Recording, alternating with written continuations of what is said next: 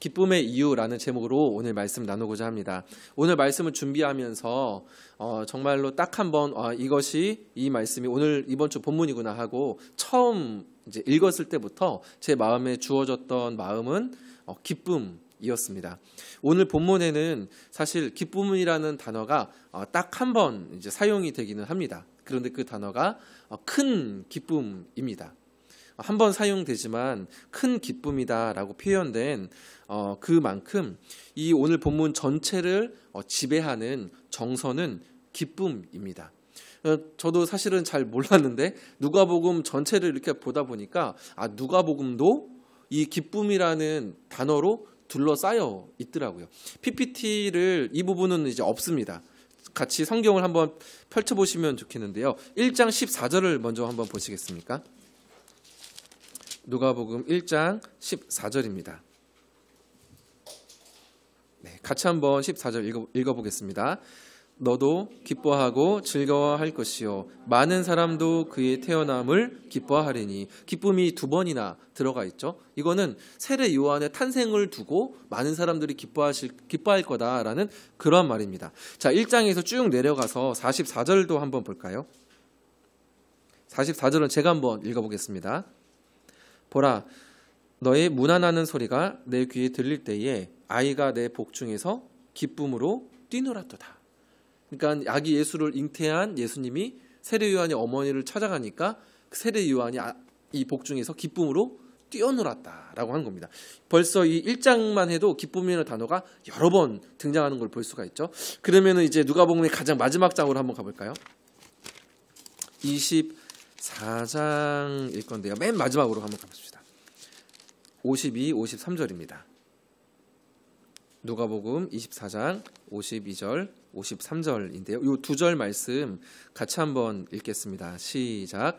그들이 그에게 경배하고 큰 기쁨으로 예루살렘에 돌아가 늘 성전에서 하나님을 찬송하니라. 아멘. 그들이 그에게 경배하고 큰 기쁨으로 예루살렘에 돌아가. 그리고 성전에서 하나님을 찬송하니라. 그죠? 기쁨과 기쁨이 누가복음을 감싸고 있습니다. 뿐만 아니죠. 창세기 1장에도 보면 기쁨이라는 단어는 아니지만 기쁨을 드러낸 하나님의 표현이 있는데 보시기에 좋았더라라는 말씀입니다. 하나님의 그 피조물을 보시면서 기쁨과 만족함을 표현하는 이 문장이라고 볼 수가 있죠. 하나님께서 저와 여러분들에게 바라시는 한 가지가 있다고 한다면 이 또한 자녀된 저와 여러분의 기쁨입니다. 우리의 기쁨을 하나님은 원하신다라는 거죠. 자녀를 둔 부모님 입장에서 여러분 언제 기쁨을 느끼십니까? 자녀를 두신 부모님께서는 언제 기쁨을 느끼십니까? 이때가 아닐까 싶은데요. 내 자녀가 우리 집에서 가정에서 만족함을 느낄 때, 만족스러움을 느낄 때 부모는 참 이 만족함, 이 기쁨을 느낀다라는 생각이 들었습니다. 엄마, 해주신 음식 너무 맛있어요. 저번에는 좀 별로였는데 오늘은 너무 맛있어요. 아니면 아빠가 최고예요. 아빠가 너무 좋아요. 라는 그 말을 들으면 그 깊은 곳에서부터 그 만족스러움이 참 차오르는 것을 저도 느낍니다. 우리가 하나님 안에서 가장 만족하고 기뻐할 때 하나님은 최고의 영광을 받으십니다. 우리가 하나님을 기뻐할 때 그것만큼 하나님이 우리로 말미암아서 영광을 받으시는 것이 없다라는 겁니다. 그래서 하나님의 자녀인 우리가 기쁨을 찾고 기쁨을 추구하는 것은 우리의 선택이 아니라고 볼 수가 있습니다. 왜냐하면 하나님께 영광이 우리의 선택인가요? 우리의 존재의 목적입니다. 우리가 선택을 하는 것 자체가 아니라 그냥 우리의 태어난 이유가 찬송하기 위해서 우리를 지었다라고 이사야에 보면 그런 말씀이 있지 않습니까? 우리의 존재의 목적이 하나님께 영광이라고 한다면 우리가 하나님 안에서 기뻐하는 것은 우리가 추구하고 마땅히 사실은 누릴 수 있는 그것이 바로 기쁨이다라는 거죠. 하나님에서 우리가 마음껏 기뻐하고 누릴 때에 하나님은 영광 받으십니다. 그래서 우리 오늘 이 본문을 통해서 성도인 우리는 무엇으로 기쁨을 누릴 수 있는가? 이 두 가지로 좀 살펴보려고 하는데요. 첫 번째는 은혜를 마주할 때 기쁨을 우리가 누릴 수 있다라는 겁니다. 은혜를 마주할 때. 10절과 11절 오늘 본문인데요. 제가 한번 읽어보겠습니다. 천사가 이르되 무서워하지 말라. 보라, 내가 온 백성에게 미칠 큰 기쁨의 좋은 소식을 너희에게 전하노라. 오늘 다윗의 동네에 너희를 위하여 구주가 나셨으니 곧 그리스도 주시니라. 밤에 양떼들을 지키던 목자들에게 환한 빛과 함께 천사들이 나타났습니다.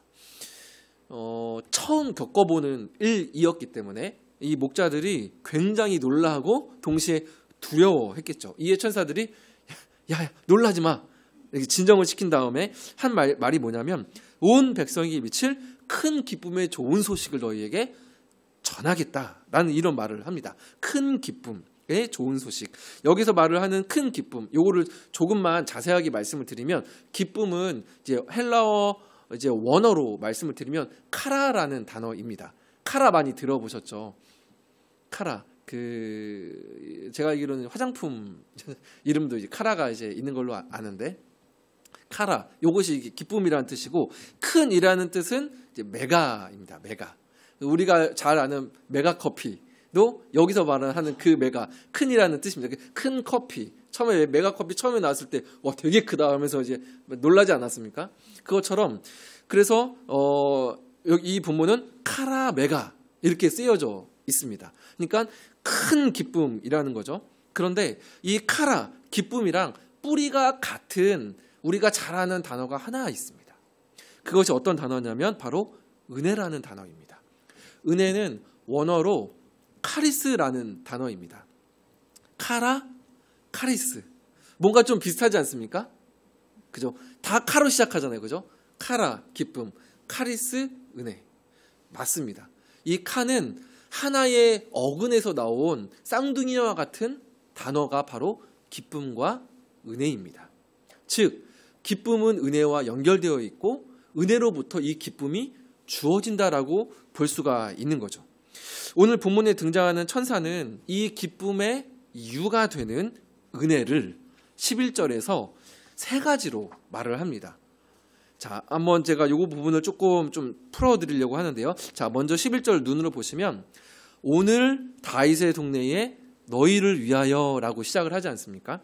본문에서 말을 하는 너희는 1차적으로 누구일까요?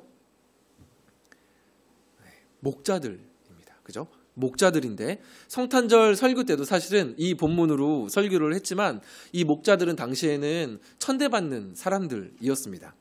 3세기 유대인들의 그 어떤 문헌들에 따르면 멀리해야 할 유대인들, 이 세 부류가 있는데 도박꾼, 세리, 그리고 목자입니다. 그러니까 멀리해야 하는, 상종하지 못하는 그 부류 중에 하나가 이 목자였다라는 것이죠.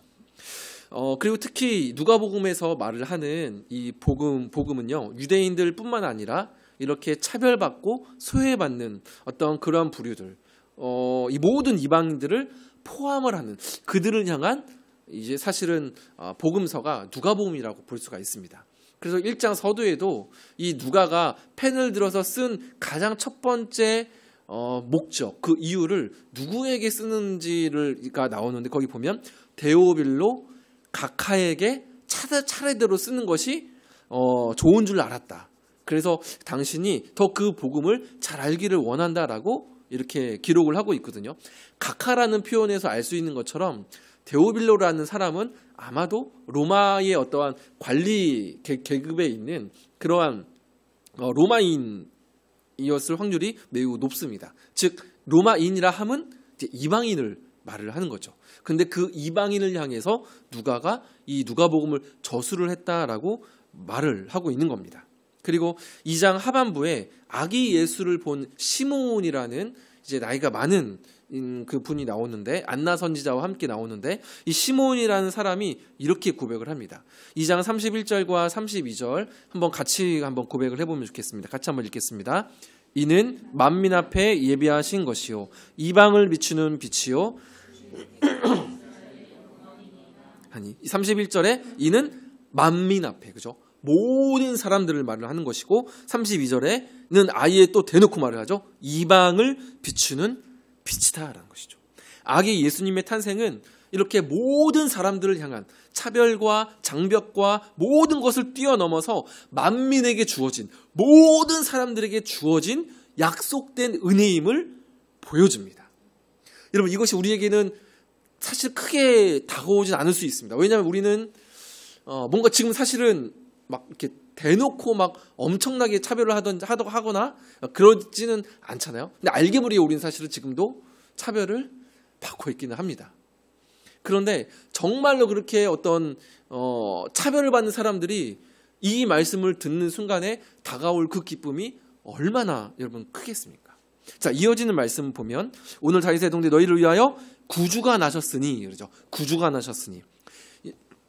여기서 말한 구주는 구하다, 건져내다라는 그러한 이제 의미죠. 이는 태어날 이 아기가 단순히 어떠한 로마의 어떤 압제로부터 벗어나게 해줄 그런 왕이 아니라 정말 우리 사람이 마주할 수밖에 없는 그 절망적인 결국, 그 죽음의 바다에서 건져내시는 구원자임을 보여줍니다.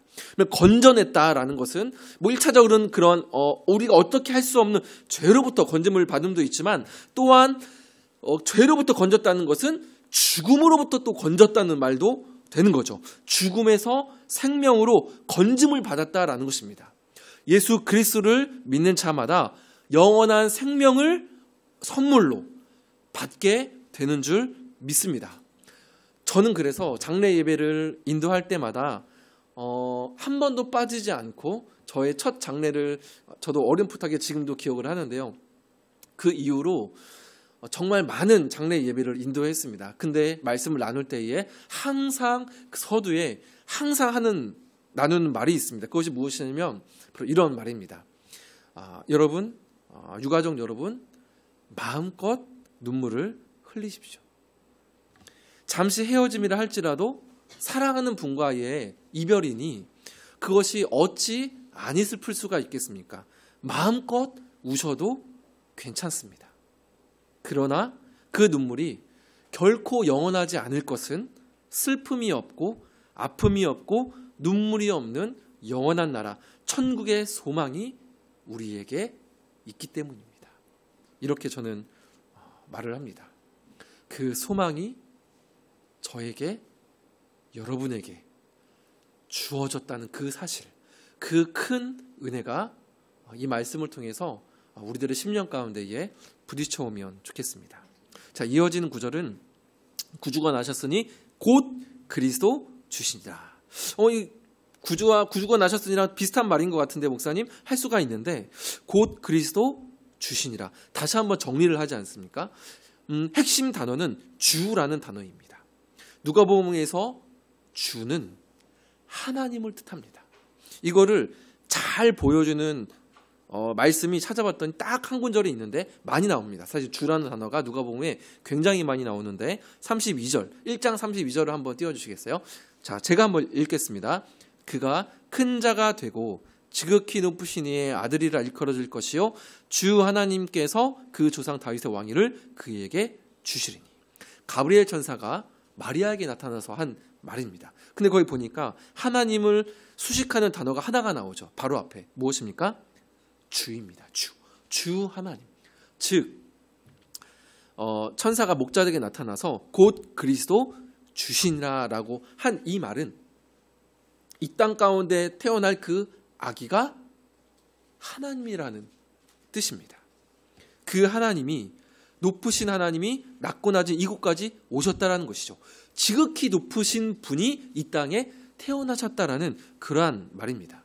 자, 그럼 천사가 전해준 이 11절에 있는 세 가지 소식을 정리하면 지극히 높으신 하나님이 죄 가운데 영죽을 수밖에 없는 모든 이들을 건지시기 위해서 이 땅에 태어나셨다. 이렇게 우리가 정리를 할 수 있죠. 자, 이 은혜를 먼저 알게 된 천군 천사들이 13절과 14절에 찬양합니다. 자, 요거는 두 절을 같이 한번 읽어보면 좋겠는데요. 같이 한번 읽겠습니다. 호련히 수많은 천군이 지극히 높은 곳에서는 하나님께 영광이요 땅에서는 하나님이 기뻐하신 사람들 중에 평화로다 하니라. 아멘. 우리가 살펴본 것처럼 천사들의 이 기쁨, 이 찬송은요 단순히 감정적인 흥분이 아니었습니다.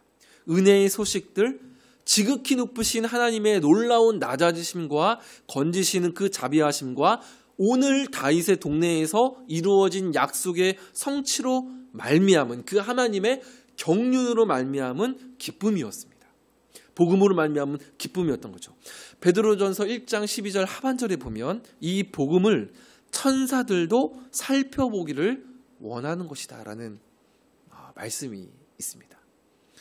예수님께서 이 땅에 오시기 전에 천사들도 그때와 시기를 궁금해하며 하나님께서 어떻게 하실지 궁금해했다라는 말씀인 거죠. 그만큼 우리에게 주어진 이 복음이 위대하다라는 겁니다. 여기에는 그 누구의 공로도 애씀도 지혜도 여러분 기여된 바가 없습니다. 여러분 이 사실에 대해서 다시 한번 여러분 확신을 가지시기를 간절히 소망합니다.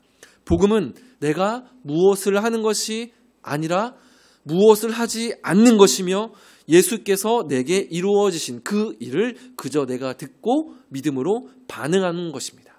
내가 하나님께 인정받기 위해 무엇을 하지 않아도 이미 주님의 인정하심은 십자가를 통해서 저와 여러분에게 주어졌습니다.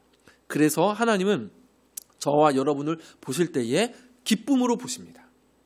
야 상태야 더 애써라 너 그거밖에 안 되냐? 라고 절대로 그렇게 보지 않으십니다. 하나님은 우리를 기쁨으로 보고 계신다는 이 한 가지 사실, 이것만으로도 우리의 심령은 사실은 기쁨으로 조금씩 차오르기에 충분합니다. 이 복음의 은혜가 천사들을 기뻐 찬송하게 했던 것처럼 주의 은혜가 우리의 심령을 기쁘게 합니다. 사역자인 저를 포함한 모든 성도는 좀 더 완벽한 사람이 아니라 더욱 큰 은혜를 필요로 하는 사람들입니다. 이 말은 성도다움, 거룩함, 어떤 그런 거룩에 우선적인 초점을 맞추기보다는 베푸신 그 은혜에 우선적으로 초점을 맞춘다는 말입니다. 십자가의 은혜가 우리를 거룩한 백성 되게 하신 것처럼 오직 주님의 은혜가 우리를 거룩해 하는 줄 믿습니다. 그래서 내가 더 잘해야지, 내가 부족한데 내가 더 잘해야지, 그렇게 스트레스를 받고 애쓴다고 해서 뭔가 더 금방 나아지거나 이게 사실은 잘 안 되지 않습니까? 그런 걸 경험 못 해보셨나요? 저는 정말 하나님 앞에 정말로 그렇게 막 새벽 기도까지 막 천국에 나가면서 엄청 애를 썼습니다. 날마다 회개하고 날마다 제 자신을 치고 근데 결국에 남아 있는 것은 뭐라 해야 될까요? 물론 거기도 받은 은혜도 있었지만 남아 있는 것이 저에게 별로 없었습니다. 그래서 제가 정말로 나를 정말 살게 하는 것은 은혜밖에 없다. 나의 부족함에 초점을 맞춰봤자 한숨밖에 안 나온다. 은혜다. 은혜가 우리를 살린다. 라는 그런 고백을 할 수밖에 없습니다. 그래서 이런 적용을 하나 해보려고 합니다. 어떤 적용이냐면 찬양을 선택합시다. 찬양을 부릅시다. 라는 적용입니다.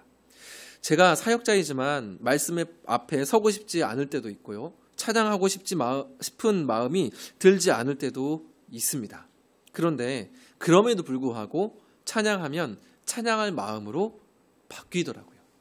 찬양의 곡조와 가사에 그 은혜의 내용, 복음의 내용들이 담겨 있지 않습니까? 그래서 때로는 억지로 부르기 시작한 찬양이라 할지라도 찬양을 하다 보면 은혜를 덧입고 은혜를 덧입다 보니 기쁨이 차오릅니다. 한 번은 제가 찬양을 하면서 내가 단순히 그냥 큰 소리로 막 소리를 치고 소리를 내니까 어떤 시원하게 드는 그런 느낌을 은혜라고 착각을 하는 건가? 이런 생각 혹시 해보신 적 없습니까? 저는 그런 생각을 여러 번 했었었는데 제가 다시 한번 이 부분을 생각을 해보니까 그거는 결코 아니었습니다. 제가 청소년 시절 때부터 사실은 일반적인 노래들, 세상 노래들을 많이 불렀습니다. 어제도 남성 모임들 이제 갔다가 노래방 이야기 그 노래 이야기도 이제 저희가 좀 이제 했었었는데 저 때도 고등학교 때, 중학교 때, 중고등학교 때 노래방이 그때가 이제 처음 생겨서 엄청나게 유행이었거든요. 그래서 교회 형 누나 오빠들 오빠가 아니죠. 형 동생들이랑 노래방을 많이 이제 가서 많이 불렀습니다. 청년분들은 아실지는 모르겠지만 저보다 이제 위이신 분들은 아시겠지만 그 강산혜 씨의 넌 할 수 있어 이 노래 아시죠? 너라면 할 수 있을 거야. 이제 막 약간 그 락커 옛날에 락 발라드가 대세였거든요. 그래서 부르면 이제 막 멋있다고 막 그러기도 하고. 근데 그 노래를 부르면 그 이후에도 많이 불렀는데 근데 그 노래를 부르면 신념이 강해지더라고요. 너라면 할 수 있을 거면 비장해지고. 그리고 이제 또 제가 종종 불렀던 노래가 김광석 씨의 일어나, 서른 즈음의 이등병의 편지. 부르면 좋아요. 근데 부르면 마음이 어떻게 외로워지고 더 쓸쓸해집니다. 일어나라고 하는데 안 일어나죠. 마음은 안 일어나지고 집 떠나와 열차 타고 이게 참 좀 처지기도 합니다. 근데 그런 노래만 제가 부르는 건 아닙니다. 뭐 DJ DOC 젓가락질 잘해야만 밥을 먹나요? 이런 노래도 부르고 H.O.T. 청년들 잘 모르시죠? 옛날 저 때의 BTS입니다. 뭐 H.O.T나 잭스키스 이런 노래들도 다 불렀습니다. 근데 요즘 노래도 가끔 듣습니다. 황가람 씨의 나는 반딧불. 이거 유퀴즈 보셨나요? 되게 저도 이제 좀 울컥했는데 그 유재석 씨도 막 울기도 하고 조세호 씨가 옆에서 막 펑펑 울더라고요. 그 황가람 씨의 그 히스토리를 들으면서요. 참 이제 감동이 되었었는데요. 그 가사도 살짝 이게 우울해지는 그 감이 있습니다. 물론 끝에 나는 빛이니까 이렇게 하면서 이제 뭔가 소망을 노래를 하기는 이제 합니다. 그러면 세상 노래도 목청껏 부르면 시원한 느낌도 있고 공감도 되니까 위로받음에 울컥하기도 합니다.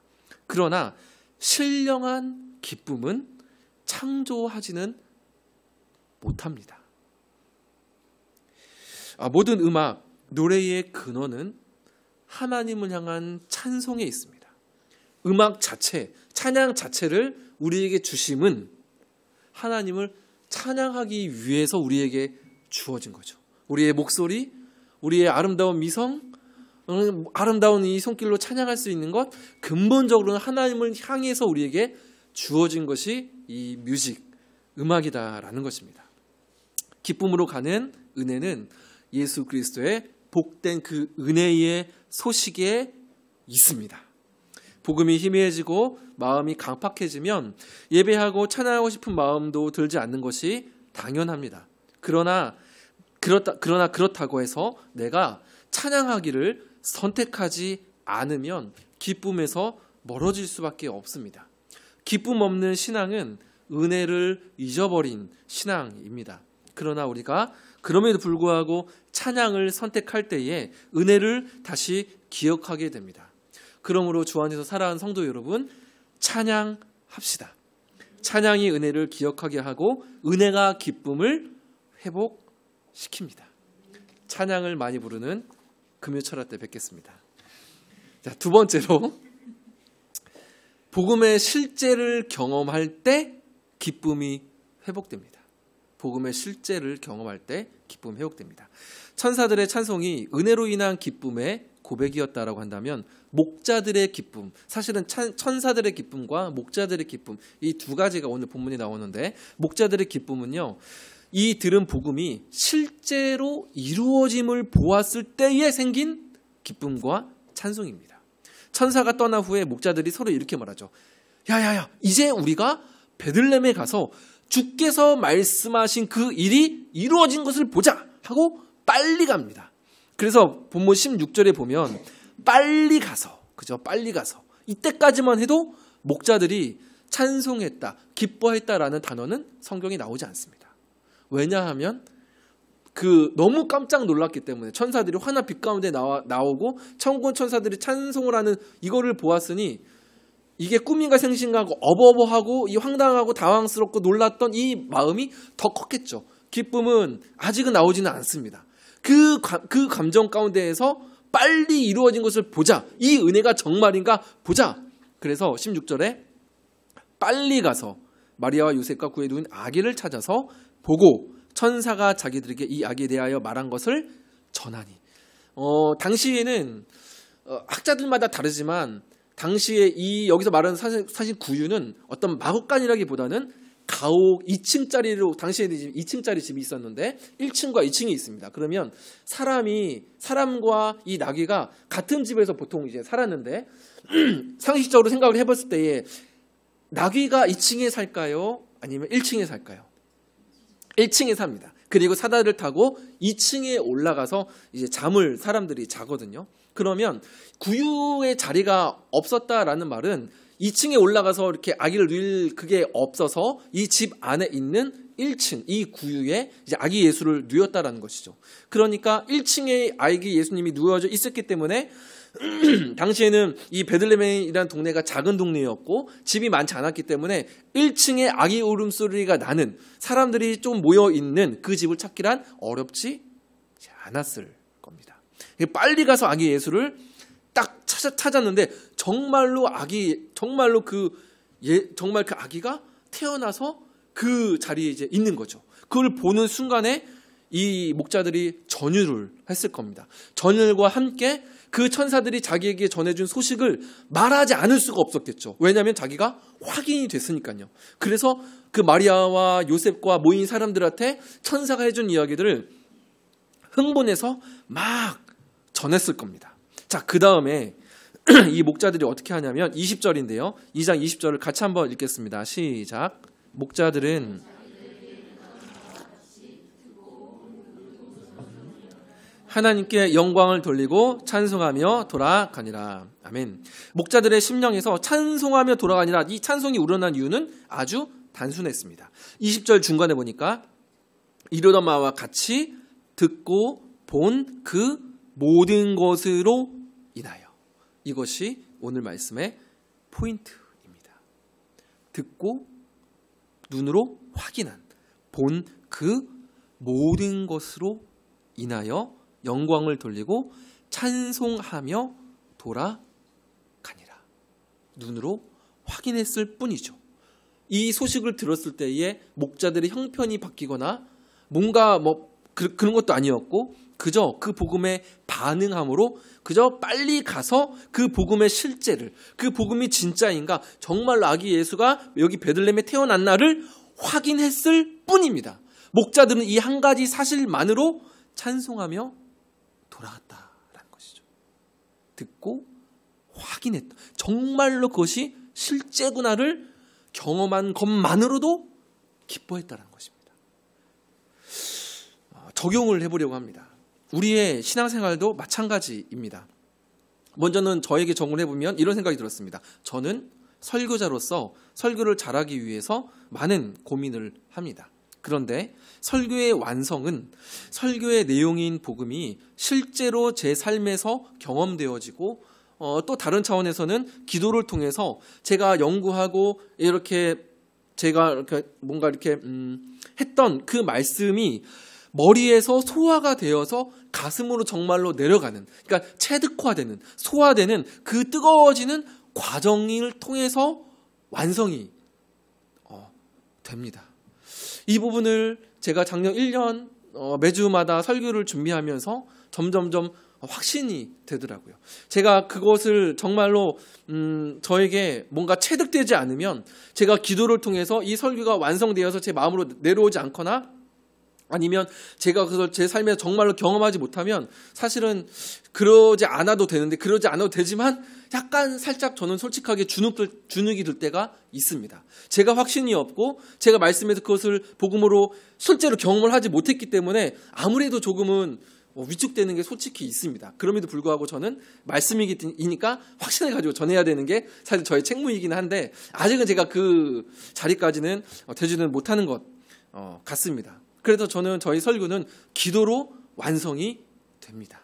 그렇다고 한다면 여러분이 드리는 예배도 기도로 완성이 된다고 볼 수도 있겠죠. 예배는 준비의 핵심이 있다라고 저는 생각을 합니다. 왜냐하면 예배는 내가 받는 것이 아니라 기본적으로 드리는 것이기 때문에 그렇죠.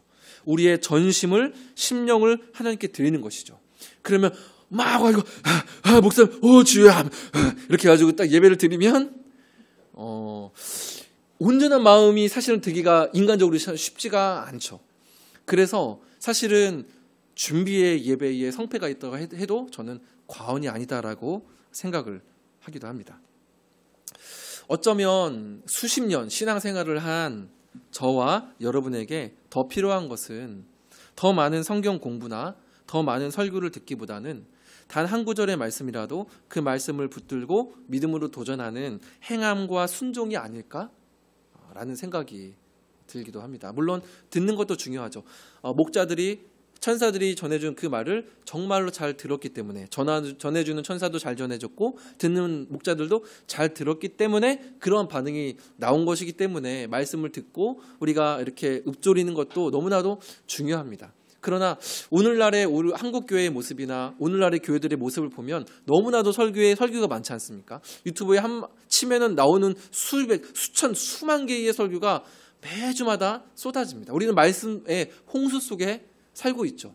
그렇다고 한다면 여기서 중요한 것은 그 하나의 말씀이라도 내가 정말로 그 말씀을 내가 붙들고 씨름하고 한번 믿음으로 순종을 해보는 것, 이것이 훨씬 더 필요한 오늘날의 우리의 믿음이 아닐까라는 그런 생각을 해보게 되었습니다. 만일 목자들이 그거를 베들레헴으로 가지 않았다고 한다면, 그죠? 이렇게 반응하지 않았다면, 순종하지 않았다고 한다면, 그래서 아기 예수를 발견하지 못했다라고 한다면 그들에게 기쁨과 찬송은 주어지지 않고 그저 깜짝이야 하고 놀람으로 끝났겠죠.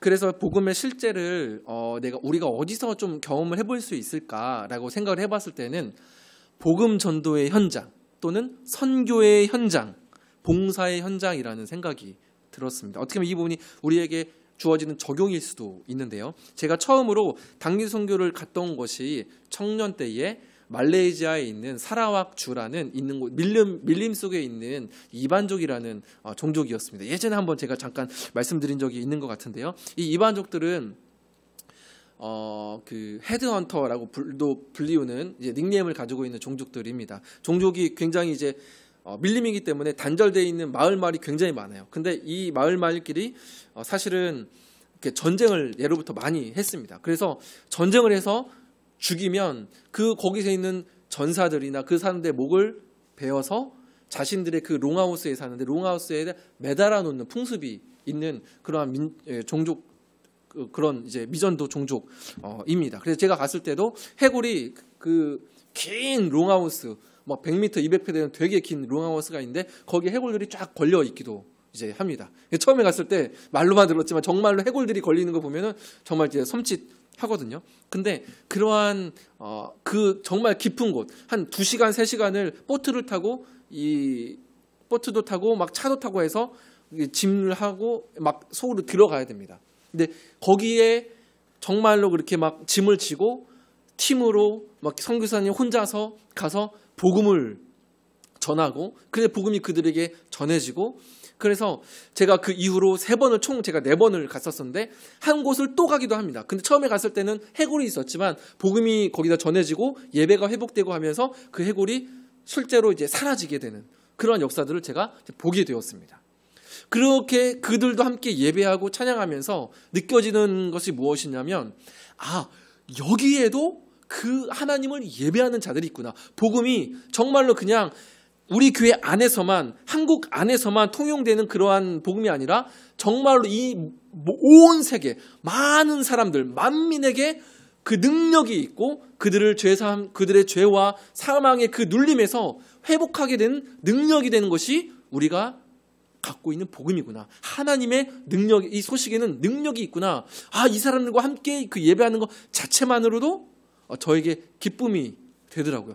다른 거 아무것도 안 해도 그냥 함께 예배하는 그들의 모습을 보는 것만으로도 이 복음의 실제를 경험할 수 있었기 때문에 저에게 처음에 제가 그 말레이시아를 갔을 때에 정말 그 하나님의 광대하심, 그래서 이 마음에 어떤 웅장함이 느껴졌고 그 감정이 아직도 저에게 있습니다. 이 복음의 실제, 정말 이 복음이 정말인지, 그 어디죠? 마태복음인가에 또 보면 그런 말씀 있죠. 뱀을 집어도 해를 입지 않으며, 그죠? 그래서 실제로 그렇게 하셨던 분 계신다고 하더라고. 내가 이 말씀을 믿고 뱀에게 물려버리라. 그래 병원에 실려갔다는 그런 이야기를 이제 들은 적이 있는데, 어떻게 보면 그분의 그 어떻게 보면 순수한 믿음이지 않습니까? 순전한 믿음, 순수한 믿음. 정말로 이 복음이 실제인가? 하나님, 나의 삶에서 내가 그저 오래전부터 예배를 드렸기 때문에 그저 왔다 갔다 하는 예배를 드려야 하니까 드린 게 아니라 정말 이 복음이 실제임을 나의 삶에서 경험하기를 원합니다. 은혜를 베풀어 주시옵소서. 이 기도 제목이 저와 여러분의 기도 제목이 될 수 있었으면 좋겠습니다. 오늘 말씀을 정리하려고 합니다. 우리 기독교 신앙은 기쁨의 신앙입니다. 우리는 기쁨의 종교입니다. 기독교는 기쁨의 신앙입니다. 하나님은 지금도 저와 여러분을 보시며 기뻐하십니다. 나의 상황과 노력과 믿음의 수준에 상관없이 기뻐하십니다. 우리의 기쁨을 위해서 사실은 예수님을 보내주신 이유도 있죠. 하나님이 저와 여러분을 기뻐하시니 스스로를 소중히 여기시며 기뻐하시기를 소망합니다. 네. 자책하거나 스스로를 작게 여기지 마십시오.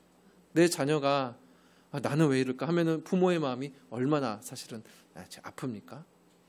우리는 충분히 기뻐할 수 있는 사람입니다. 기쁨은 어디로부터 주어집니까? 전적으로 하늘로부터 주어진 은혜의 복음이 우리를 기쁘게 합니다. 그러므로 기쁨이 사라졌다면 찬양을 선택하시기를 간절히 소망합니다. 두 번째, 그 복음의 실제가 우리를 기쁘게 합니다. 나에게 주어진 작은 말씀과 성령의 감동이 있다고 한다면 목자들처럼 반응하고 한번 순종해 봅시다. 작은 순종이 큰 기쁨을 맛보게 할 것입니다. 찬양하는 것, 순종하는 것, 기쁨을 위한 이 싸움을 포기하지 않기를 간절히 소망합니다.